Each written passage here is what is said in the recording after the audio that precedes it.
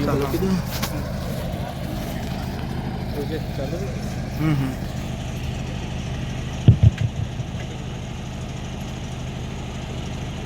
દેશના મૂળ માલિકો, મૂળ માલિકાઓ, તમામ ભીલ ગણવીરો અને ભીલ ગણ વીરાંગનાઓને મારા જોહાર, નમન, વંદન અને પ્રણામ.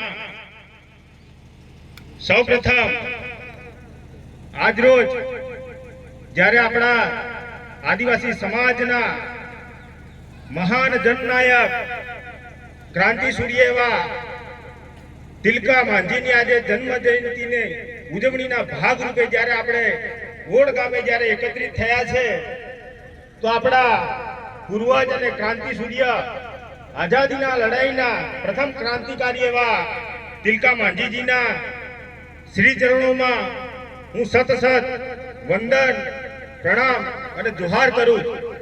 સાથે સાથે ઓડ ગામના તમામ ગોત્રના તમામ પૂર્વજો, ખેડાના ખત્રીઓને, તમામ કુળની કુળદેવીઓને મારા જોહાર, વંદન અને પ્રણામ. આજરોજ લગભગ તિલકા માંઝી વિશે અગાઉના વક્તાઓ લગભગ ઘણું બધું કહી ગયા છે, એટલે કઈ કહેવાનું ખાસ કઈ રહેતું નથી. પણ હમણાં થોડા સમય પહેલા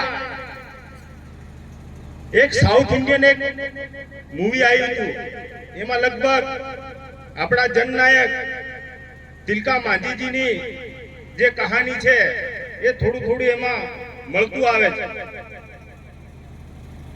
તિલકા માંઝી આજે આપણા હજારો લાખો પૂર્વજો શહીદ થઈ ગયા, પોતાના પ્રાણોની બલિદાની અને આહુતિ આપી દીધી. પણ કોઈ પણ જગ્યાએ આપણા પૂર્વજોના જે બલિદાન આપ્યા, જે ભોગ આપ્યા, જે એમના પ્રાણોની આહુતિ આપી, એમની કોઈ પણ જગ્યાએ આજે ઇતિહાસના ચોપડામાં આજે એમના કોઈ ઇતિહાસ લખવામાં નથી આવ્યો. કારણ કે હજારો વર્ષો સુધી આપણા સમાજને શિક્ષણ લેવા દેવામાં નથી આવ્યું. અને જે તે વખતે આપણા પૂર્વજો હતા, કોઈ ભાષા નથી, કોઈ લિપિ નથી, ત્યારે અત્યારે પણ આપણે કહેવાય છે કે આપણા પૂર્વજો હતા, આપણા બાપ દાદાઓ અત્યારે પણ અમુક તહેવારો હોય, હોળી હોય, શિવરાત્રી હોય, એ વખતે ગાયણા ગાતા હોય, ગીતો ગાતા હોય. એ પ્રથા આજે પણ પ્રચલિત છે. લગભગ હવે થોડુંક લોકો ભૂલતા ગયા છે, પણ આ ગાયણામાં જે ગીતો આપણા પૂર્વજો ગાતા હતા એમાં આપણો ઇતિહાસ છુપાયેલો હતો. અત્યારે સૌથી મોટો જો ગંભીર સમસ્યા અને મુદ્દો હોય તો એ શિક્ષણનો મુદ્દો છે. અત્યારે થોડા ટાઈમ પહેલા અત્યારે જ્યાં સરકાર યુજીસી નો જે કાયદો લાવી હતી, યુનિવર્સિટી ગ્રાન્ટ કમિશન, કે આપણા જેટલા પણ એસસી, એસટી અને ઓબીસી ના જે વિદ્યાર્થીઓ છે, યુનિવર્સિટીમાં ઉચ્ચ કક્ષાનો અભ્યાસ કરે છે, નોકરી કરે છે, એ લોકો સાથે આજે પણ જાતિગત પ્રતારણા ચાલુ જ છે. દેશ આઝાદ થઈ આટલો સમય થયો, પણ આજ દિન સુધી આપણે જે પણ આપણા પછાત વર્ગ છે, આદિવાસી છે, દલિત સમાજ છે, એમની સાથે આજે પણ અન્યાય થઈ રહ્યો છે. એ યુજીસી બિલ જ્યારે સરકાર લાવી ત્યારે સવર્ણોના પેટ દુખ્યા, અને સવર્ણો અભણ કે ભણેલા તમામ લોકો આજે રસ્તા પર ઉતરી આવ્યા. પણ ખૂબ દુઃખ અને શરમજનક સાથે કહેવું પડે છે, દુઃખની લાગણી સાથે કહેવું પડે છે કે આપણા આદિવાસી, દલિત સમાજના કે ઓબીસી સમાજના યુજીસી બિલના સમર્થનમાં એક પણ વ્યક્તિ આજે કોઈ આંદોલન કર્યું કે રોડ રસ્તા ઉપર ઉતર્યો દાખલો મને જોવા નથી મળ્યો. આ ઘણી ગંભીર અને દુઃખજનક બાબત છે.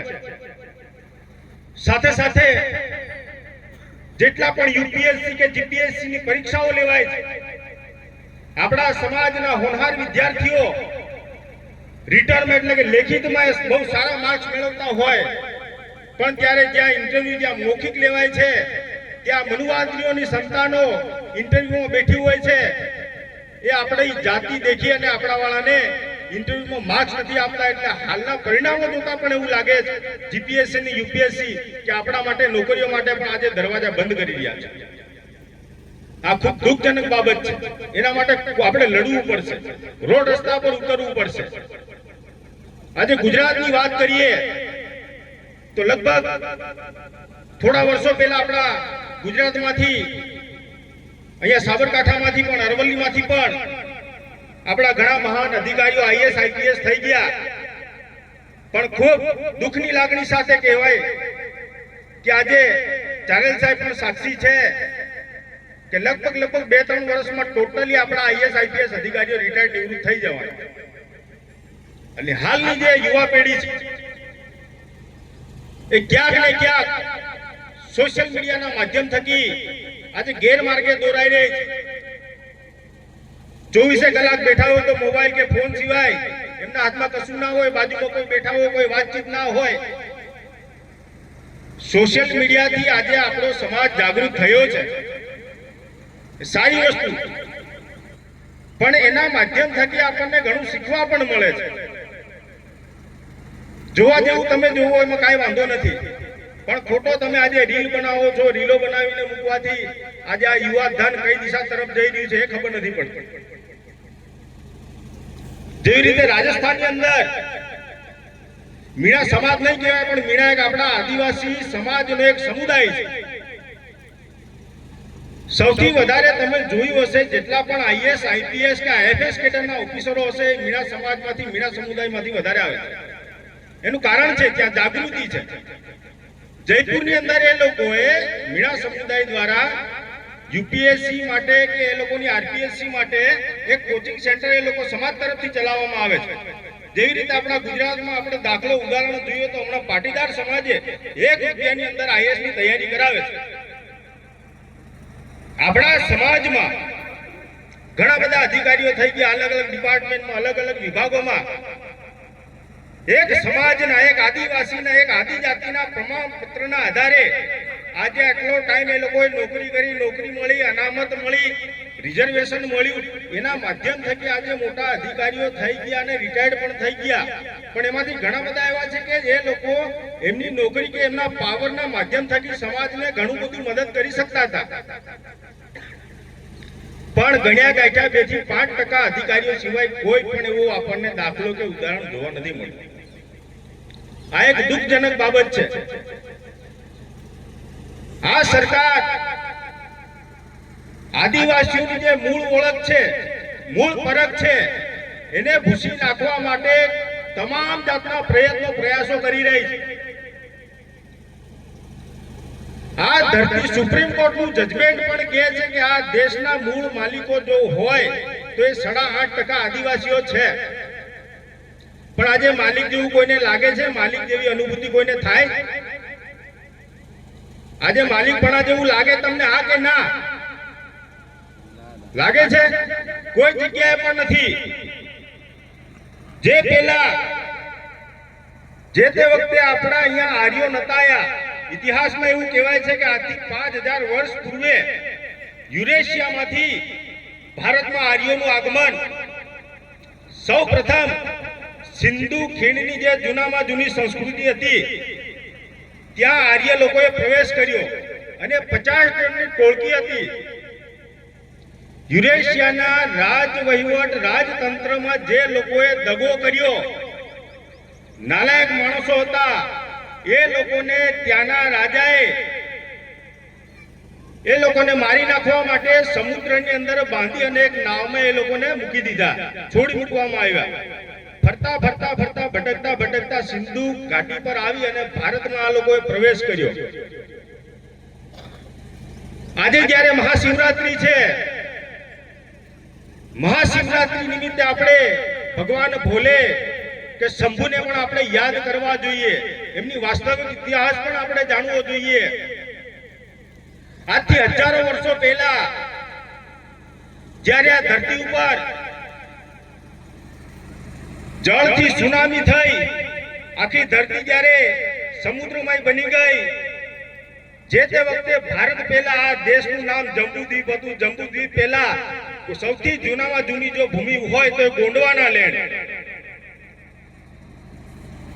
તો સૌથી પહેલા જ્યારે જળબંબાકાર થયો, તો આખી પૃથ્વીનો સૃષ્ટિનો જ્યારે વિનાશ થયો અને સૌથી પહેલા જે વિસ્તાર ઉમરકોટ, જેને અત્યારે આપણે અમરકંટક તરીકે ઓળખીએ છીએ, એ ઉમરકોટ ઊંચાણ વાળો ભાગ હતો. એ ભાગની અંદર થોડા એવા ઘણા મનુષ્યો કે એ જમાનાના માનવો જીવિત રહ્યા. અને સૌથી પહેલા જો મનુષ્યની ઉત્પત્તિ થઈ હોય તો અમરકંટકની અંદર નર અને નારીની પેદાશ થઈ. આજે જે નર્મદાનું નામ પણ છે, નર્મદા નદીનું, એ નર અને માદાની ત્યાં ઉત્પત્તિ થાય છે. એના નામ પરથી નર્મદા નદીનું નામ પાડવામાં આવ્યું. અને આજે જેને આપણે શિવ કે શંકર કહીએ છીએ, એ કોઈ શિવ નથી, કોઈ શંકર નથી. એ આપણા આદિવાસીઓના સમ્રાટ, જે તે રાજા હતા, જે તે વખતે શંભુ શેખ તરીકે કાં તો ભોલા તરીકે ઓળખાતા, એવા અત્યાર સુધી 88 શંભુ થયા. અત્યારે ઉજ્જૈનમાં પણ આપણે જઈએ તો એ ઉજ્જૈનમાં જે મહાકાલ છે, એ ગર્દ પરમાર, ગર્દ ડામોર, ગર્દ ભીલ છે, એને આજે મહાકાલ તરીકે, જે મહાન સમ્રાટ વિક્રમાદિત્યના પિતા હતા. એટલે શંભુ શેખ એક ઉપાધિ હતી, કોઈ ભગવાન નથી. સૌથી પહેલી જે જોડી હતી એ શંભુનું ઓરિજિનલ નામ હતું કોસુડુમ, અને પ્રથમ જે એમની જોડી હતી એ મુલાદાઈ તરીકે ઓળખાય. આજે મહાદેવ આપણે એમ કહીએ છીએ, ગોંડી ભાષામાં મહાદાવ કહેવાય. મહાદાવ પરથી શબ્દ અપભ્રંશ થઈને મહાદેવ કર્યો. મહાદાવ એટલે મહા એટલે મોટો અને દાવ એટલે પિતા. એટલે જે મોટા પિતા હોય, આપણી લોકલ ભાષામાં પણ આપણે એમ કહીએ. અને ભગવાન શિવને જે શંભુ શેખ છે, એમને દરેક આપણો આદિવાસી સમાજ બાબા દેવ તરીકે વધારે ઓળખે. બાબા એટલે આપણી ભાષામાં જે વડીલ હોય, મોટા હોય, મોટા પિતા હોય, એટલે આપણે એમને એ રીતે ઓળખીએ છીએ. મહાશિવરાત્રી ઉજવાય કેમ? તો શંભુના વખતે, જે વખતે બહારથી આર્યોએ આગમન કર્યું, તો એ લોકોએ રહેવા માટેની મંજૂરી માંગી. આજે ઘણો આપણો સમાજ અત્યારે થોડા અંતિમ સંસ્કારમાં આપણે અગ્નિવિધિ કરે છે, પણ જે તે વખતે આપણા પૂર્વજો દફન વિધિમાં માનતા હતા. તો ત્યાં એવું નક્કી કર્યું કે તમને અહીંયા રહેવાની છૂટછાટ છે અમારા નિયમો પ્રમાણે, પણ તમને જમીનમાં દાટવા નહીં દઈએ. એટલે આ લોકો જેટલા પણ બહારની પ્રજા છે, મોટા ભાગે અગ્નિ સંસ્કાર કે દાહ સંસ્કાર કરે. ત્યાર પછી મીટિંગ પછી શંભુજીને મારવા માટે આ લોકોએ એમના ખોરાકમાં ઝેર ભેળવી દીધું. ઝેર ખાધા પછી શંભુ શેખ મૂર્છિત થઈ ગયા, બેભાન થઈ ગયા. 13 દિવસ સુધી મૂર્છિત અવસ્થામાં પડ્યા રહ્યા બાદ 13મા દિવસે જ્યારે તેમનામાં ચેતના જાગી અને તેઓ સભાન અવસ્થામાં આવ્યા, તે દિવસથી મહાશિવરાત્રી ઉજવવાની તૈયારી ચાલે છે. પણ આ લોકો અત્યારે પણ જેટલા પણ આપણા પર્વ કે તહેવારો છે, એમના ઉપર ભણી બેસેલા એમના દેવી દેવતાઓને ઠોકી માર્યા છે. એટલે જેટલા પણ આપણા આદિવાસી સમુદાયના માણસો ત્યાં પંચમઢીની અંદર જાય છે, કે દરેક શિવાલયોમાં જાય છે, તો એ ગીતો કે ગાયણા ગાતા ગાતા જાય. એ ગીતના અવાજમાં રુદન હોય છે. મિત્રો, આપણો ઘણો એવો ઇતિહાસ છે, આપણે જાણતા નથી, સમજતા નથી. મોબાઈલ અને વોટ્સએપ યુનિવર્સિટીમાંથી બહાર આવી અને પુસ્તકો વાંચો, પુસ્તકો તરફ આપણે જવું જોઈએ.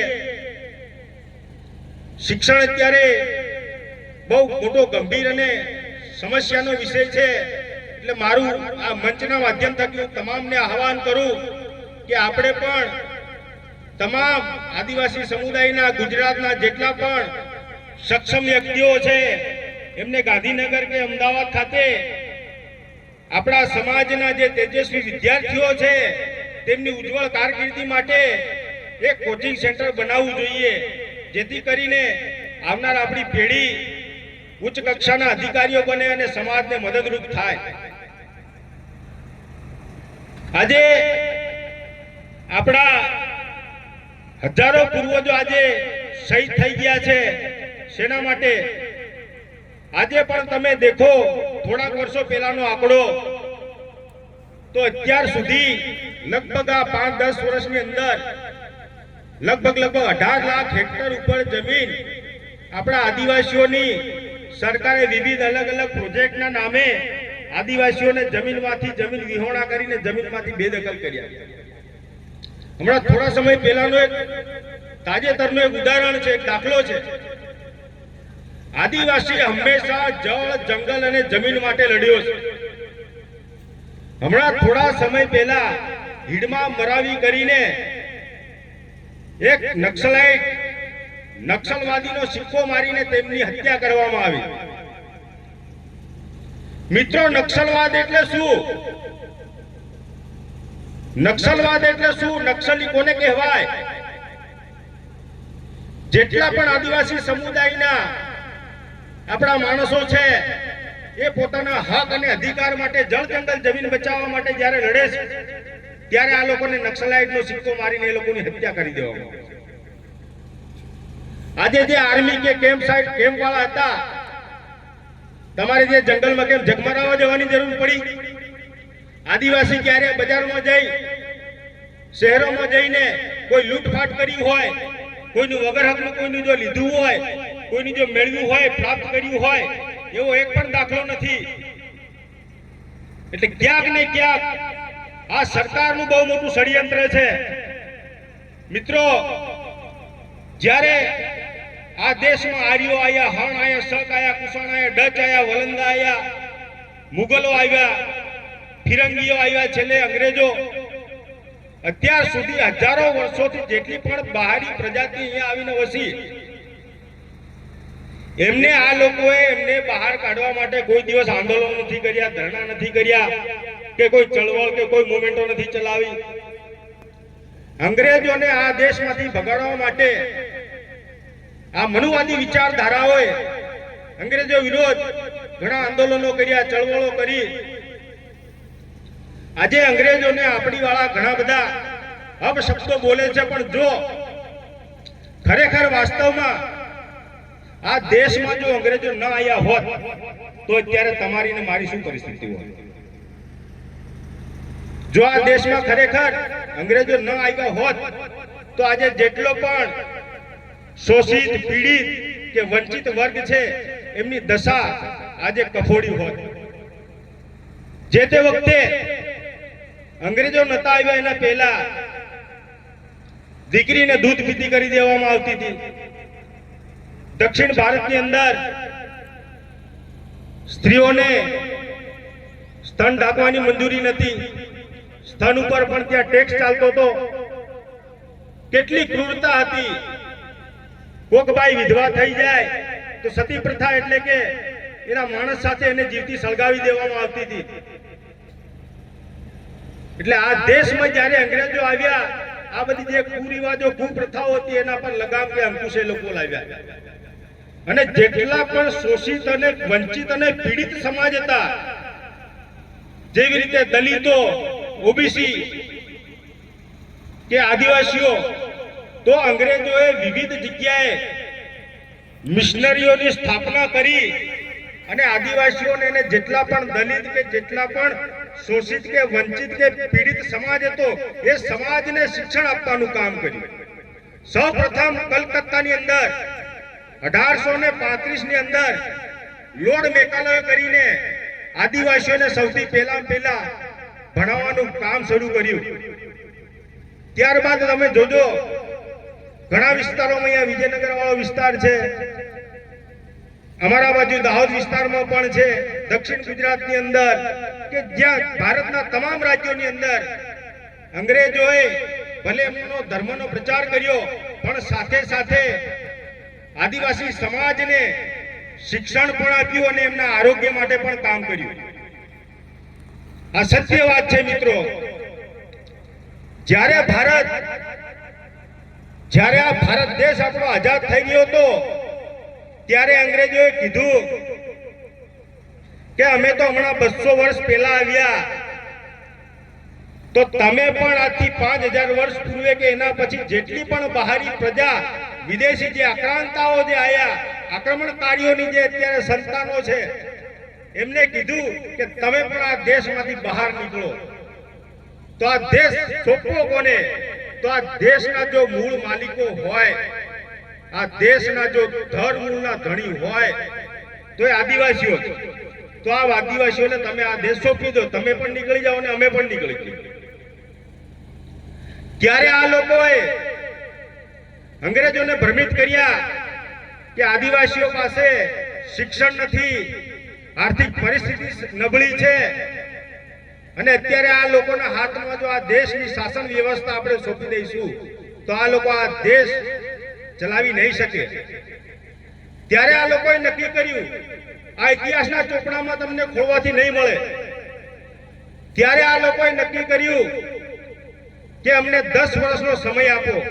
10 વર્ષની અંદર અમે આદિવાસીઓને ભણાવી ગણાવીને આર્થિક રીતે સદ્ધર કે સક્ષમ કરીને આ દેશ અમે એમને સોંપી દઈશું. ત્યારબાદ 99 વર્ષનું લીઝ એગ્રીમેન્ટ થયું, કરાર, કે 99 વર્ષ પછી આ લોકોએ આ દેશ છોડીને જતું રહેવાનું એવું નક્કી થયું. આજે અનામત એમ કહે છે આ લોકો. અનામત કોઈ ભીખ નથી. આપણા આદિવાસીઓને એક રિપ્રેઝન્ટેશન આપેલું છે, એક પ્રતિનિધિત્વ છે. અનામત શબ્દ એ ખોટો છે, કારણ કે જે ઘરનો જે માલિક હોય, પોતાનો વારસદાર હોય, એને પ્રથમ પ્રાયોરિટી મિલકત કે સંપત્તિમાં કે દરેક જગ્યાએ આપણે એને આપવી પડે. તો આપણે તો આ દેશના માલિકો છે, તો પેલો અધિકાર કોનો હોય? આપણો હોય કે ના હોય? આપણો હોય કે ના હોય? પણ આ લોકોએ અનામત જેવા શબ્દોનો માયાજાળ રચાવીને આપણને ભ્રમિત કરવાની કોશિશ કરી. તો મિત્રો, આપણે આપણો ઇતિહાસ ઉજાગર કરવો જોઈએ. દરેક જગ્યાએ પુસ્તકો, આજે યુવા પેઢીને કહું છું કે તમે પુસ્તકોનું અધ્યયન કરો, મનન કરો, ચિંતન કરો. બાકી વારે ઘડીએ ચિંતન શિબિરો કરવાથી કાંઈ થવાનું નથી. આવનાર સમયમાં આપણા સમાજમાંથી તેજસ્વી તારલાઓ છે, એમને ખૂબ કઠોર મહેનત કરીને યોગ્ય જગ્યાએ સારા ઉચ્ચ કક્ષાના અધિકારી બને તો આપણા સમાજને લાભદાયી થાય. સમયનો થોડો અભાવ છે, કહેવા માટે વાતો ઘણી છે, પરંતુ આપણે સૌ સાથે મળીને આપણા આદિવાસી સમાજનો ઉદ્ધાર કરવો બહુ જરૂર છે. વાત પૂરી કરતા પહેલા એક વાત થોડી યાદ આવી તો કહું. આજે જેટલા પણ મોટા મોટા ડેમ, રિઝર્વોય કે મોટી મોટી કંપનીઓ આદિવાસી વિસ્તારમાં જ કેમ, આદિવાસીઓની જમીન જ કેમ પચાવી પાડે છે? એના પાછળ બહુ મોટું કારણ છે. આ લોકોનું બહુ મોટું ષડયંત્ર છે. જ્યારે જમીનનો કાયદો બન્યો 1872 ની અંદર, ત્યારે એના પહેલા આપણા આદિવાસીઓને આજે જમીનદારો, સાહુકારો ખૂબ શોષણ કરતા હતા. વ્યાજે પૈસા આપીને બમણા તમણાને 100 ગુણા કરતા. આપણા માણસો જ્યારે એ જમીન નતા છોડાવી શકતા ત્યારે એ લોકો કબજો કરી લેતા. એના માટે અંગ્રેજોએ આદિવાસીઓની જમીન ના છીનવાય, આપણી જમીનના રક્ષણના માટે રક્ષણ હેતુ થઈને 1872 ની અંદર 73 ની એન્ટ્રી પાડી આપણી નકલોની અંદર. એ સીધે સીધું એમાં એવી જોગવાઈ છે કે આદિવાસીની જમીન કોઈ ગેર આદિવાસી લઈ ના શકે કે એને ખરીદી વેચાણ ન કરી શકે. એના માટે એ વખતે 73 ની એન્ટ્રી પડી આપણી જમીનની. આપણી જે 7, 12, 8 નો ઉતારો આવે છે એની અંદર એના પરથી સાબિત થાય છે કે આપણે આ દેશના મૂળ માલિકો છે. અત્યારે થોડા ટાઈમ પહેલા જ્યારે કોરોના વાયરસ આવ્યો એના પહેલા આ દેશના અત્યારે હાલના ગૃહમંત્રી છે, CAA અને NRC નો કાયદો આવ્યો હતો, જાણતા હશે ઘણા. તો એમાં એમને એવું સ્ટેટમેન્ટ આવ્યું, તમારું આધાર કાર્ડ, પાન કાર્ડ, ચૂંટણી card, ration card, light bill, વીજળી બિલ કે જેટલા પણ પુરાવા છે એ તમારા દેશના નાગરિક તરીકે નાગરિકત્વ સાબિત કરવા માટે પૂરતા પ્રમાણમાં દસ્તાવેજો નથી. બીજા તો બીજા, પણ આપણા ભારત દેશના ભૂતપૂર્વ ઉપરાષ્ટ્રપતિ ડોક્ટર હામિદ અંસારી સાહેબ પણ એમના પૂરતા પ્રમાણમાં પુરાવા રજૂ નથી કરી શક્યા. તો તમે અને હું અને બીજી જેટલી પણ ગરીબ પ્રજા છે ક્યાંથી પુરાવા લાવશે? તો આ જે 73 ની એન્ટ્રી છે એનાથી સીધે સીધા આપણે આદિવાસીઓ આ દેશના મૂળ માલિકો આપણે સાબિત થઈએ. હવે તમે અહીંથી બીજી જગ્યાએ જમીન લેશો એમાં કોઈ દિવસ 72 ની એન્ટ્રી પડશે નહીં.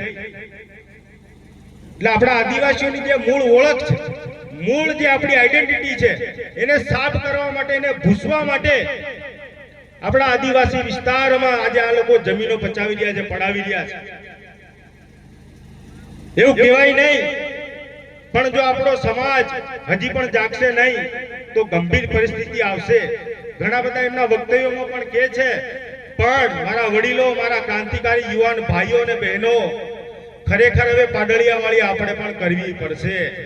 આપણા વિસ્તારની અંદર આપણા હક અને આપણા અધિકારો માટે જો આપણી આવી જ રીતે જો પ્રતાડના થશે, આપણું શોષણ થશે, તો હવેની જે પેઢી છે, જે આદિવાસી સમાજ છે, એ હવે જાગૃત થઈ ગયો છે. પાડળિયાવાળી તો ઠીક છે, પણ એના કરતા પણ ભયંકર વારો આવશે. એટલે આ મંચના માધ્યમથી હું આ સરકારને, આ મનુવાદીઓને હું કહેવા માંગુ છું, ચેતવણી આપું છું કે આદિવાસી સમાજને પ્રતાડિત કરવાનું, શોષણ કરવાનું બંધ કરી દેજો, નહીં તો તમારા શહેરોમાં, તમારા ઘરમાં ઘૂસી ઘૂસીને મારશો. બસ આટલું જ કહી મારી વાણીને વિરામ આપું. જોહાર. ખૂબ ખૂબ ધન્યવાદ.